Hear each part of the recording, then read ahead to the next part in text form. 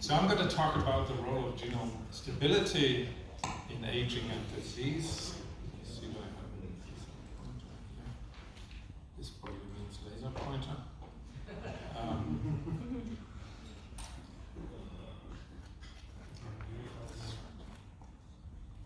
Okay, so if we want to understand aging, it's a good idea to start with the evolutionary history that formed the process in the first place. And a fundamental insight into this came from August Weismann in the late 19th century, who established the theory of inheritance, where he realized that exclusively germ cells pass on the genetic information, and they do that indefinitely. Our germ cells are essentially 200,000 years old of modern Homo sapiens. They continuously perpetuated the genetic material. When he realized that germ cells are sufficient to transfer the genetic material, Weismann also realized that indefinite maintenance of the soma will be completely futile in terms of offering any sort of fitness benefit for a species. So upon establishing the next generation, the soma can age, decay, and die. That's essentially why we're getting sick when we age, because we are not made to live forever. We are just the mere vehicles for our germ cells. So, DNA damage is a key driver of the aging process. And that is because our DNA is irreplaceable. It requires constant repair. DNA in each one of our cells is subjected to tens of thousands of DNA damage events every single day of our lives. It can come from the environment or from the endogenous metabolism. This myriad of DNA damage events has consequences. What we've understood for many decades now is that DNA damage can lead to genetic aberrations, such as mutations, for example, that alter the gene sequence. And if they affect oncogenes or tumor suppressor genes, the result is cancer. We know for a long time now that DNA damage is the root cause of cancer. But DNA damage can also stall transcription and replication. And this will lead to dysfunction of cells. DNA damage signaling can become chronic. It can drive then functional decline of cells. It can lead to atrophy and inflammation by triggering processes such as cell death, senescence, as we heard from Valerie, but many other additional factors. So, a key mechanism to prevent the detrimental consequences of DNA damage is DNA repair. DNA repair is one of the first processes that has formed in evolution to allow stable genomes and stable genetic information. What happens when DNA repair is dysfunctional in humans is shown on this slide. Two patients that are born with single gene mutations in DNA repair mechanisms. And you see here xeroderma pigmentosum patients who already as a child has multiple skin carcinomas. Something very unusual. For us, it takes decades for skin cancer to evolve after the initial UV damage. Here already several thousand-fold increased skin cancer susceptibility, demonstrating the mutagenic effect of DNA damage. On the other side, you see a cocaine syndrome patient who already in the first decade of his life has undergone the aging process. And these, you see here, overt signs such as a hallmark of retinal degeneration. I will come later to that. These children die of neurodegeneration and atherosclerosis on the average age of 12 years. We asked the question whether we could increase the capacity of DNA repair.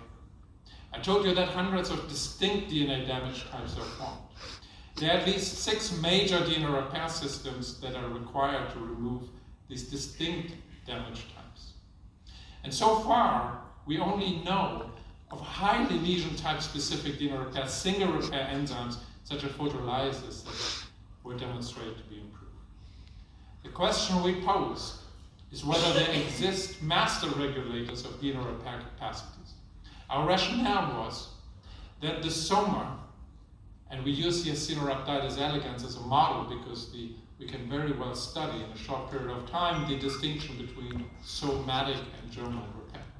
Our rationale was that the soma has limited repair capacity because the soma just only need to be maintained for an individual's lifespan.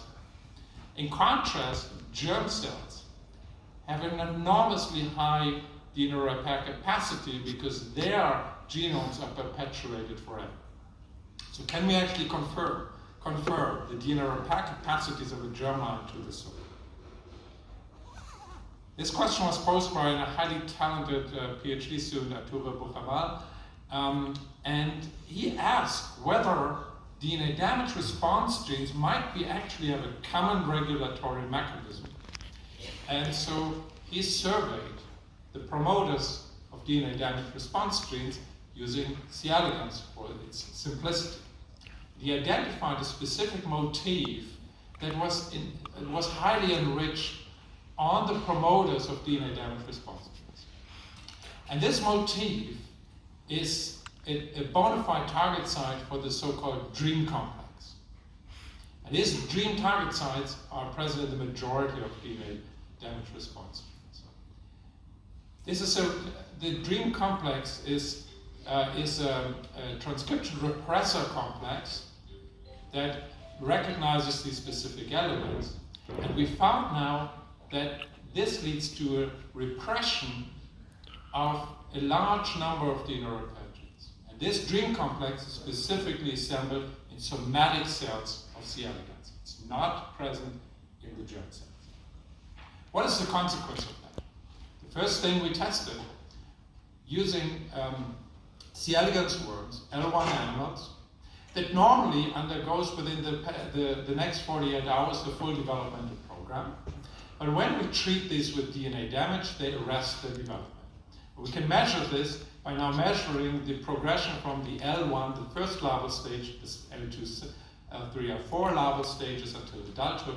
And we see here, with increasing UV-induced DNA damage, we see at this 48-hour time point still that the animals are developmentally arrested. However, when these animals have mutations in the dream complex, they're defective now in this repressor complex, they're significantly advancing developmental growth because they become resistant to the UV-induced DNA damage.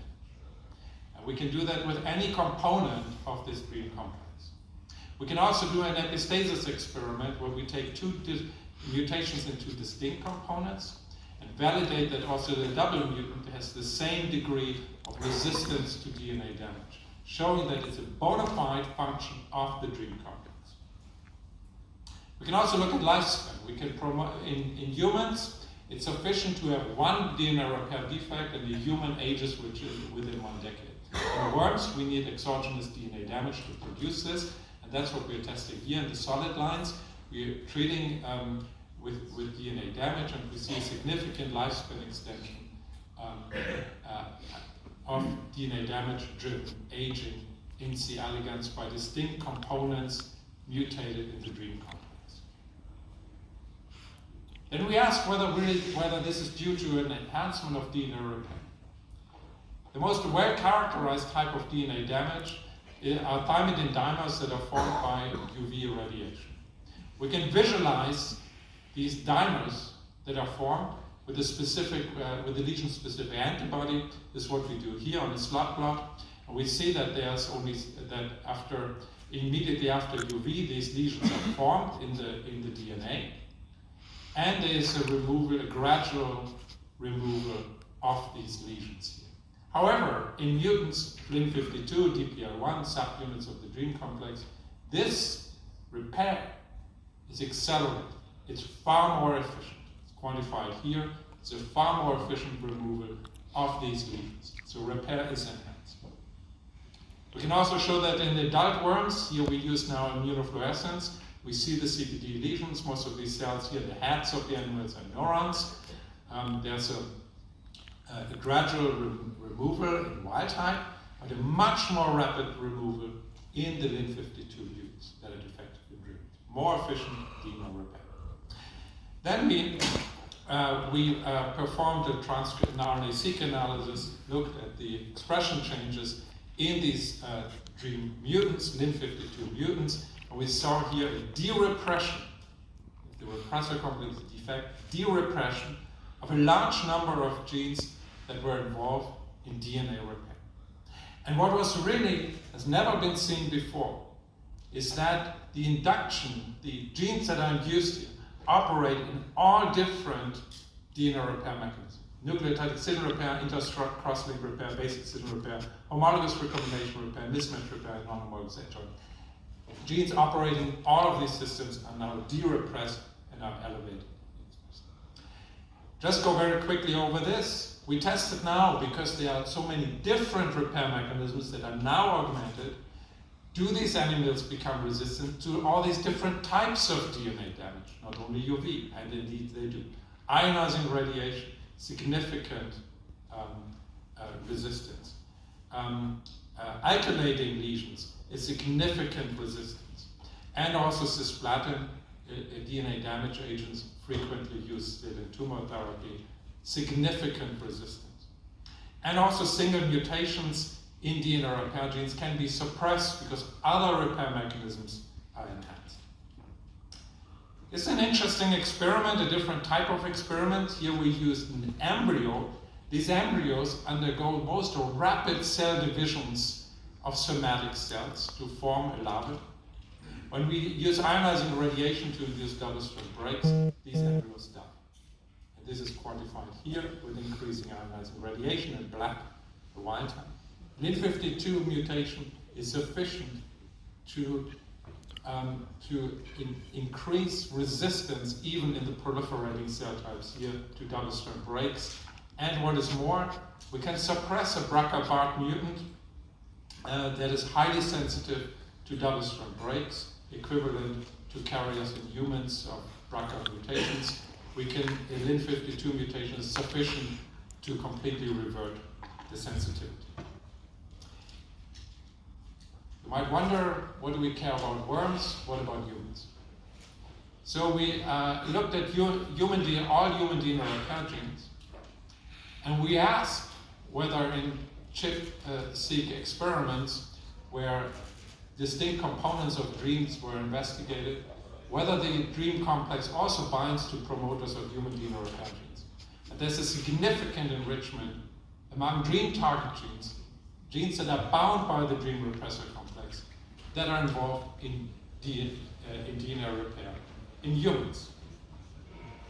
Now in humans, we know of a specific kinase that phosphorylates one key component of the DREAM complex, Lin52, on a specific phosphorylation site, and this phosphorylation is required for the assembly of the DREAM complex.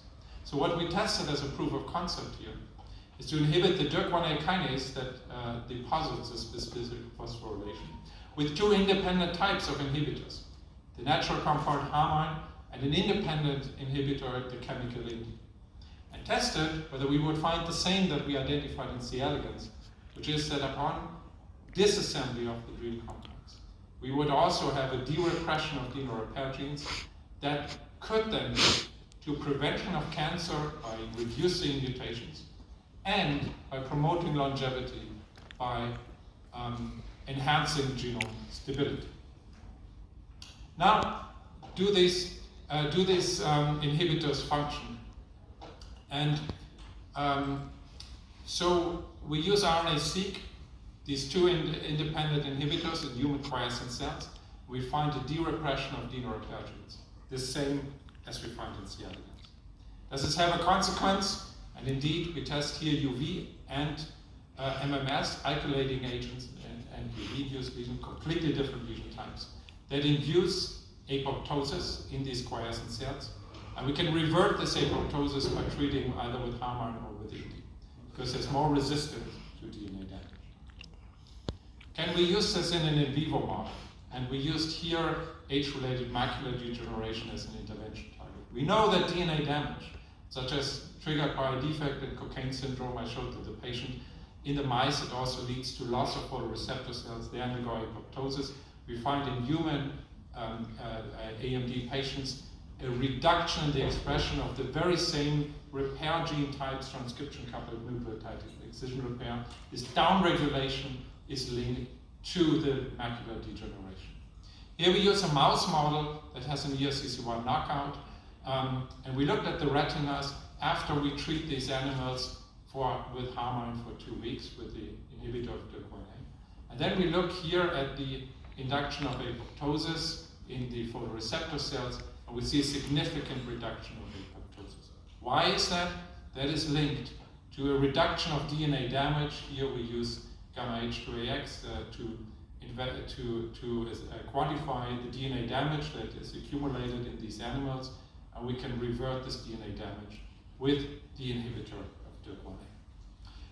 So I conclude that we identified here the dream repressor as a master regulator of DNA repair capacities. Dream mutants and C. elegans elevate resistance to DNA damage by improving DNA repair kinetics. Dream mutants de-repress somatic expression of DNA repair genes and confer germline-like repair capacities. This dream complex inhibition in quiescent human cells elevates the resistance to distinct DNA damage types. And in vivo, we show that dream inhibition protects from retinal degeneration, a bona fide aging feature that we can readily quantify as a proof of concept. And the dream inhibition thus offers a pharmacological route to enhance genome maintenance to prevent DNA damage-driven cancer development of aging. That's what we propose and want to base upon this work. And I think the major driver of this work in the lab, Arturo, and I think also our collaborators, Georgina and Kalina in the George Carina's lab who did the mouse work here. And I thank you for your attention. Thank you.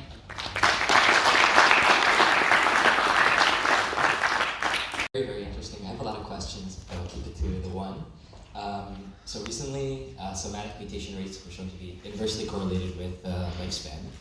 When you brought the example of human pathogenicities that are so-called lifespan aging, early aging, is there any knowledge about what their mutation rates are, and also what kind of mutations are occurring there? Right. There's also this issue of mutational signatures that was brought up, and I'm sure that also relates to the work you did in the worms, where you're saying that in humans it takes a decade in a worm to induce it. Thank you.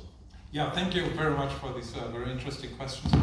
So indeed, somatic mutation rates increase with aging, and this is very much related to the species-specific maximum lifespan, at least for mammals. And I think this will be very interesting to look at now. We haven't looked at that now yet. We haven't yet looked at the somatic mutation rates, how they are effective. We're very interested in doing that. In C. elegans, actually, nobody has looked because they are post-mitotic cells, so nobody has done that. We're starting to do this now. And I think this will be very interesting to look at what type of mutation and how this might be slowed down here. Yes? Oh, thank you. Thanks very much. What are dreams good for? I often think this, but in this case, what's the dream complex good for? It must have evolved for something in somatic cells, because presumably, it's an additional process that's then inhibiting DNA repair. Why would we want to do that? From an evolutionary perspective. That's a very good question, and I think I can answer that from C. elegans because that's more clearly what the consequence of that is. So switching off somatic DNA repair allows to save resources for the animal. So if we eliminate dream, we do have a slight decrease in fitness, in fertility of the animals. It's rather slight, but of course on an evolutionary scale this could have an effect. So it's probably saving energy. Dream, of course, also represses a lot of cell cycle genes. That's also another function of dream. The good thing is inhibiting dream is not sufficient to drive cells into cell cycle, but it's sufficient, as we showed, to improve DNA repair. So I would argue that it's a very safe type of target. But the reason probably that this mechanism evolved is just by diverting resources, because investing more in an elevated somatic DNA repair is just futile in terms of the fitness of a species, which means the long-term reproductive success, which only requires this level of DNA repair in the germ cells.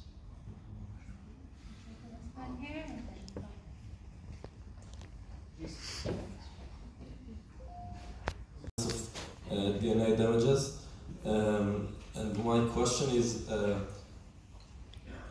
do all of them have the option to be repaired by the enzymes, or are there kinds that cannot be mended in any way? So all types of DNA lesions can be repaired. There are repair mechanisms for that, otherwise this will be incompatible with life. They have to be repaired with different efficiencies. There are lesions that are not being repaired. One example are senescent cells. There are persistent strand breaks accumulating in senescent cells that are just not being repaired. They could be repaired if the repair capacities were there, but probably because essential repair mechanisms are repressed in such cells by, for instance, the dream complex, these are not repaired. So yes, there are repair mechanisms to restore any type of DNA lesion. Okay, thank you.